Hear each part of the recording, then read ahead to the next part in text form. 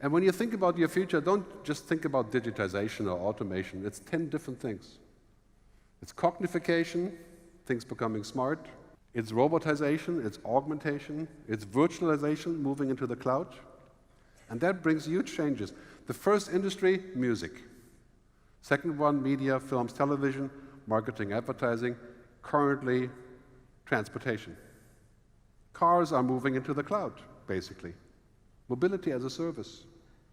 Banking, and right next to that, accounting, bookkeeping, insurance. Huge shifts, I think, that we need to adapt to figure out what they actually mean, to think about how we can go into a future where that becomes the new normal. Our future workmates may be more machines. Machines in the sense of machines that live in the cloud or in our app, or does that mean we will have less people working? If you work like a machine, the answer is yes.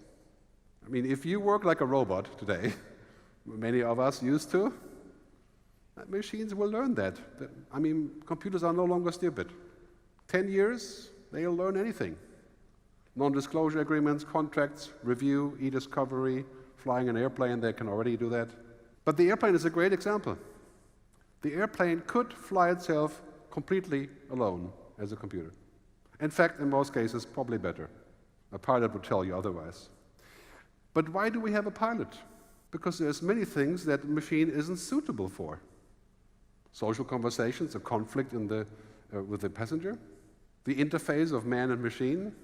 And would you go into an airplane, would you fly to Jamaica in a machine? Many of us would say, yeah, that's not so good. We want a person. So that's really important to keep in mind what's happening there, where we are going. And here's the key question, I think, for your industry. We're going to see a lot of automation. It will take longer than we think. It's not quite that trivial, especially when you're working with banks and other, platform interfaces and so on. Yes, but this is what's happening. Look how many things have already been automated. You want a car here right now, you step outside, push the Uber button. That's called automation. So here's a key question we have to ask. What should and what should not be automated? In a nutshell, the answer is the monkey work, right? The work that does not require human ingenuity, the actual work of thinking, contemplating, solving, discussing, being creative, probably should not and could not be automated. But the work that involves facts and figures, computers will learn that. Because now they can look for them actively, they can put them together, they can do things. So this is our key answer on this. Happiness cannot be automated. We cannot download happiness. There's no app for trust. We weren't downloaded, we were born. I mean, we actually care about connecting to others. The things that matter for humans, 3 things. Relationships, experiences, engagement, not data. Data doesn't even count in there. I mean, it's interesting when you're looking at things like, if you're into traveling, people look at YouTube videos about India for 100 hours, and then he would say, I kind of know India. But the reality is, when I dump you into the bazaar in Mumbai for 14 seconds, you know more about India than in 100 hours of YouTube video. But it's different kind of knowledge. It's like this.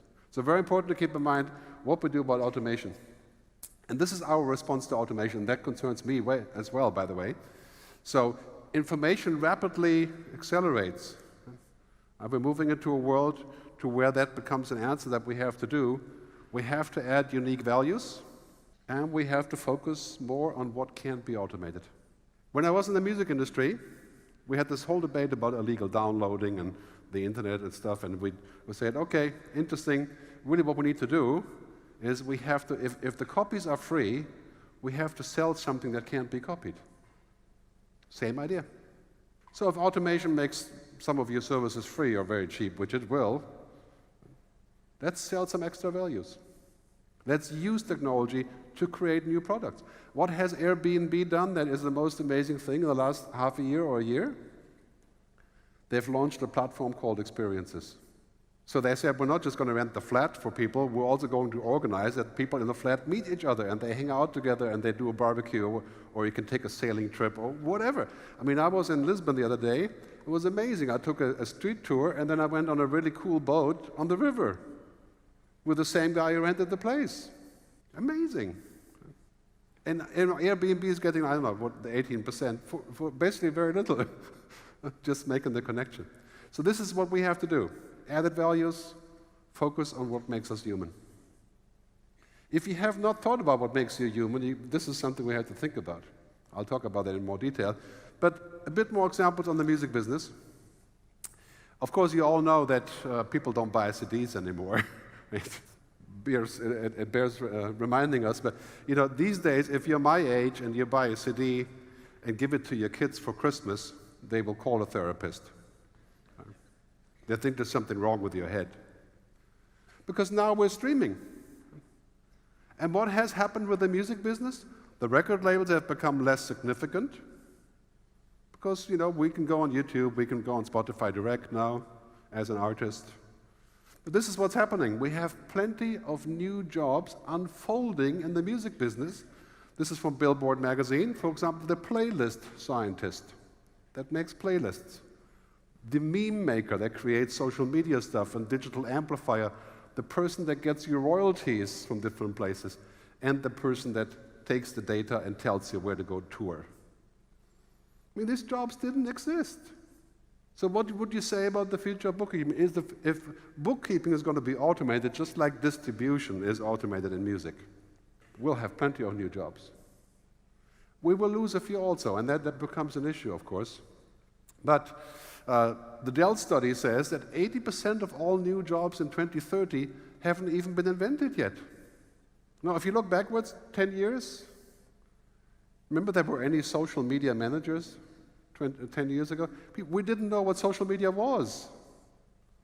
Do you know how many people work in social media today? 31 million. Job didn't exist 10 years ago. Will we have new jobs in the bookkeeping, accounting, services department because of technology? Absolutely. Will we lose a couple ones? Yes. And like I said, if you're a 100% routine worker, that job will eventually go away.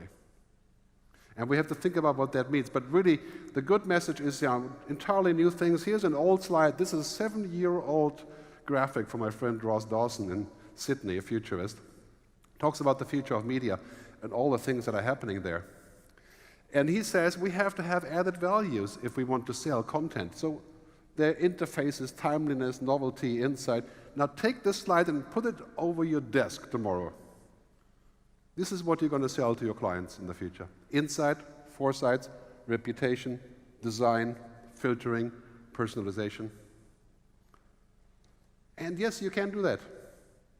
I would say that in 5 or 7 years, most of what we do in accounting and bookkeeping, the value will be there.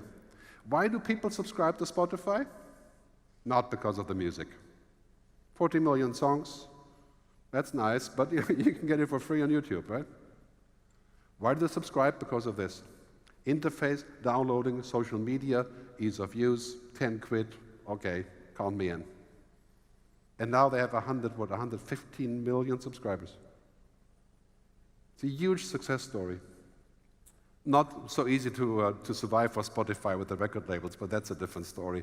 But what we do here, basically, we have to think about which way we're heading with this. We have to jump into a new fishbowl. Just like every couple of years, I have to do that for my business.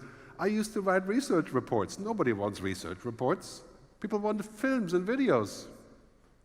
5 minutes. So jump into a new fishbowl.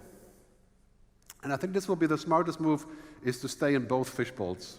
Stay in the old one with a tiny fish and then move into the new one. That sort of dual strategy is really the most relevant. Here is the fact. If you have kids, do not let your kids learn anything that has to do with routine. Working like a robot has no future.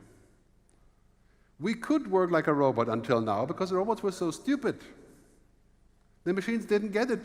They couldn't translate languages. They couldn't translate live currencies. They did not understand what it meant when I said this is private or not private accounting, whatever it is. They just wouldn't get it. But now they do. So anything that's routine, let the machine do it. This is an interesting example, folks, when you think about dating, right? Some people think that dating is routine, so we're using dating apps as a routine machine. Is that really the same? Or is it different? Look at this chart. Who's going to be working in the future? This is also from McKinsey. Office support, look at the numbers. All across the countries, except for India, which is an interesting, right? Down. That's not going to be a future to work in office support. Look at the numbers for technology, up everywhere. India, 129%. Look at the numbers, this is the real clincher, right? Creatives. And I'm not talking about musicians or artists here in your case. I'm talking about creative work. Creative means understanding, compassion, empathy, understanding your customer, finding creative solutions, not cheating, just creative. I mean, that's what the future is a combination of technology and creativity. Like Steve Jobs used to say in his keynotes, it's about the combination of art and technology. He was so true about this, rest in peace. What we have to do is we have to take a wider view. We cannot afford any longer to think about the business being the same than before. It is dramatically changing.